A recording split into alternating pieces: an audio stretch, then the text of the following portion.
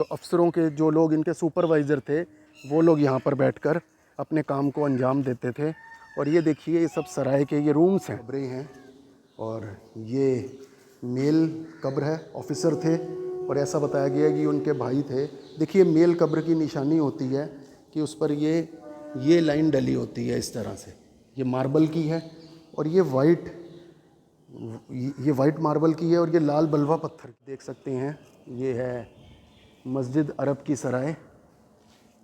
आइए आगे चलते हैं हुमायूं के मकबरे की तरफ। और ये दोस्तों यहाँ पर सारे होर्डिंग्स लगाए गए हैं कि ये देखिए ये पहले कैसा हुआ करता था और अब कैसा है। ये गेट सारा पूरा रिनोवेशन हुई थी जब ये 2008 में, तो तब की ये कुछ लगाए हुए हैं। और ये देखिए यही रास्ता है, आगे चलते हैं यहाँ से। दोस्तों ऐसे जगह जगह पर आपको मिल जाएंगे लगे हुए। और आगे हम जिस रास्ते जा रहे हैं बार्बर्स टॉम है, नाई का मकबरा, और यहाँ पर अफसर वाला गुंबद और हुमायूं टॉम, ये सब आगे की तरफ ही है जो कि सीधा रास्ता जाता है। आइए चलता हूँ आपको लेकर। और दोस्तों ये मैं इस समय खड़ा हूँ जो हुमायूं टॉम का एंट्री गेट है उससे पहले वेस्ट गेट पर, इसे कहते हैं वेस्ट गेट। ये देखिए कितना खूबसूरत बना हुआ है। और वो जो आप स्टार देख रहे हैं ना, ये कुछ लोग सोचते हैं कि स्टार ऑफ डेविड है, पर ये स्टार ऑफ डेविड नहीं है। ये आपको मुग़लों की इमारतों में दिख जाएंगे ऐसे स्टार। और ये जो स्टार है इसके अंदर अगर फ्लावर बना होता है तो इसका मतलब होता है कि ये सिंबल ऑफ लव है, यानी किसी ने किसी की याद में बनाया है। तो दोस्तों आपको पूरी हिस्ट्री बताऊंगा कि ये जो मकबरा है किसने किसकी याद में बनवाया था। चलिए अभी आगे चलते हैं इसी गेट से। एक बार इसका बाहर से दीदार करवा देता हूँ। और ये दोनों तरफ इसके कक्ष हैं, दोनों तरफ रूम हैं। और ये खूबसूरत देखिए ऊपर एक छतरी इस तरफ लगी हुई है और दूसरी इस तरफ लगी हुई है छतरी। आइए, और यहाँ पर दोस्तों कुछ एक गेट है। आइए गेट के अंदर चलता हूँ और आपको दिखा देता हूँ। दोस्तों ये एक तो बाग है यहाँ पर, और वो देखिए वो सामने अफसर वाला गुंबद है जो मैं आपको दिखा चुका हूँ। 3 कब्रें दिखाई थी मैंने। और उसके साथ वो मस्जिद है जहाँ पर हर जुमे को नमाज अदा होती है। और उसके पीछे अरब की सराय। तो आइए आगे चलते हैं ये वेस्ट गेट से। और वेस्ट गेट एक बार आपको बाहर से इसका व्यू दिखा देता हूँ।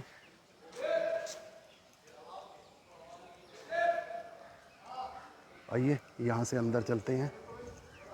ये वेस्ट गेट में एंट्री करते ही ये म्यूज़ियम है। ये भी मैं इसका अलग से व्लॉग बना दूंगा। पूरा हुमायूं टॉम का परिसर का ये म्यूज़ियम है। ये देखिए ये हुमायूं टॉम जैसे जैसे हम एंट्री करते हैं पूरा इसी टाइप से बना हुआ है हुमायूं टॉम। ये सारा पूरा आप देख सकते हैं हुमायूं टॉम का व्यू।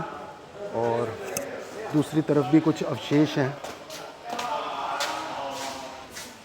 तो दोस्तों लिखा है ईसा खान के मकबरे की खुदाई के दौरान ये अवशेष मिले थे कुछ, उस समय के बर्तन ये भी यहाँ पर रखे हैं। आइए ये म्यूज़ियम का अलग से व्लॉग बनाएंगे। आइए चलते हैं। और दोस्तों ये हम आ गए हैं हुमायूं टॉम के बिल्कुल करीब। वो देखिए सामने, जिसे आप असली ताजमहल इसको बोल सकते हैं। और असली मैंने इसलिए कहा क्योंकि जो ताजमहल है वो इसकी कॉपी है। और जो कॉपी होती है वो हमेशा बेटर होती है, जो रियलिटी जो असली होती है चीज़। तो ये देख सकते हैं आप, क्योंकि जो असली जो मेन पहले बनती है चीज़ उसमें अगर कोई कमी हो तो हम उसको जो कॉपी होती है उसमें हम पूरी कर सकते हैं। और दोस्तों ताजमहल मैंने इसलिए कहा कि आप देख सकते हैं, बस इसमें फ़र्क ये है कि ताजमहल में आपको 4 मीनारें मिल जाएंगी और यहाँ पर आपको 4 मीनारों की जगह 4 बाग मिल जाएंगे। 4 बाग जो कि मैं आपको भी दिखाऊंगा सारे। ये देखिए ये 4 बाग, 1 2 और 3 उस तरफ 4। तो ऐसे ही ये 4 बाग करते करते 32 यहाँ पे छोटे छोटे गार्डन हैं जिसे जन्नत के बाग बोला जाता है। और बीच में ये नदियाँ बह रही हैं जिसे जन्नत की नदी बोला जाता है। और ये आप देख सकते हैं। अभी अंदर लेकर चलता हूँ आपको। और ये देखिए दोस्तों ये पूरी हिस्ट्री लिखी है हुमायूं टॉम की। 1565 में ये बनना शुरू हुआ था और 1562 में ये मुकम्मल हुआ था, कंप्लीट हुआ था। और इसे हुमायूं की जो बेगम थी हमीदा बानो बेगम, उन्होंने बनवाया था। और दोस्तों इसको बनाने के लिए 4000 दिन में मज़दूर काम करते थे और 4000 रात में नाइट।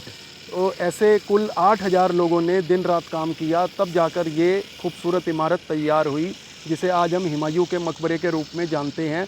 और दोस्तों उस समय ऐसा बताया जाता है कि 15 लाख रुपए इस पे खर्च हुए थे।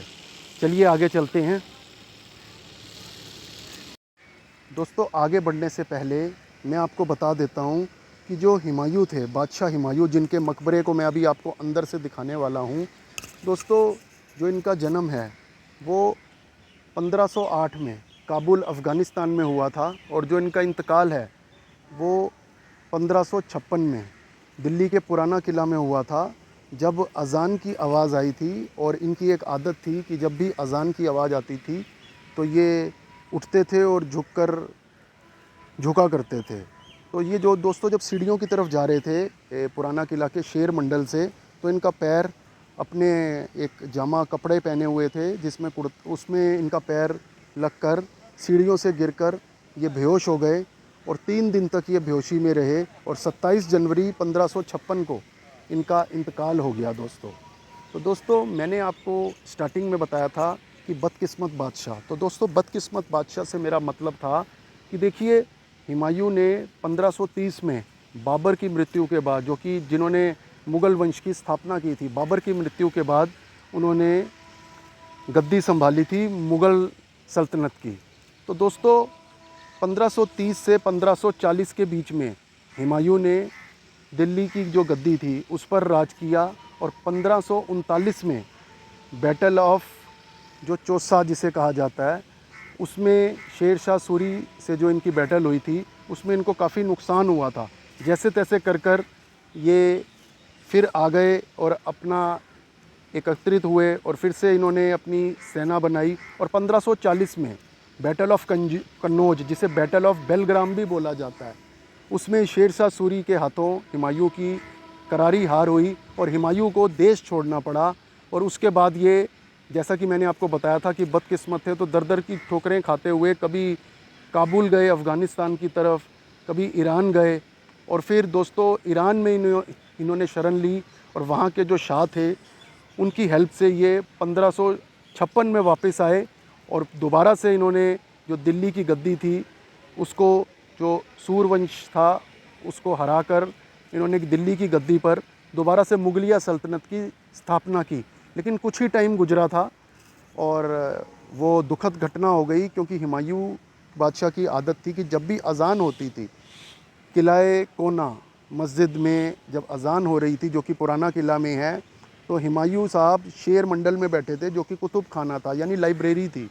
तो दोस्तों जैसी अज़ान हुई तो ये सीढ़ियों की तरफ गए, अज़ान की तरफ कि जाऊंगा मैं और मस्जिद में जाकर नमाज अदा करेंगे। और वहीं पर सीढ़ियों में इनका अपने कपड़ों में, जो इनका एक जामा या कुर्ता कह सकते हैं, उसमें पैर फंसा और ये सीढ़ियों से गिरे, और इनको सिर पर चोट लगी और वहीं पर ये बेहोश हो गए। और 3 दिन बाद, वो दिन था 24 जनवरी 1556, और 3 दिन बाद यानी 27 जनवरी 1556 को बादशाह हुमायूं इस दुनिया से दूसरी दुनिया में चले गए और इनका इंतकाल हो गया। और दोस्तों बादशाह के इंतकाल के बाद भी उनकी बदकिस्मती यहीं ख़त्म नहीं हुई।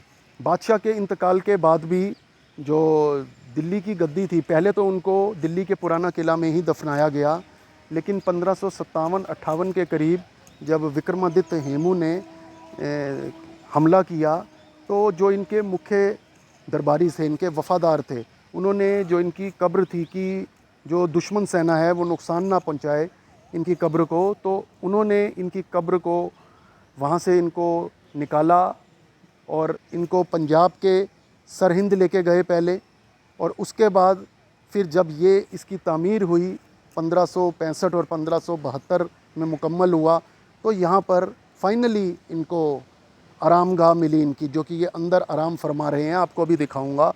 तो इसीलिए मैंने इनको बदकिस्मत बादशाह कहा था। चलिए चलते हैं आगे।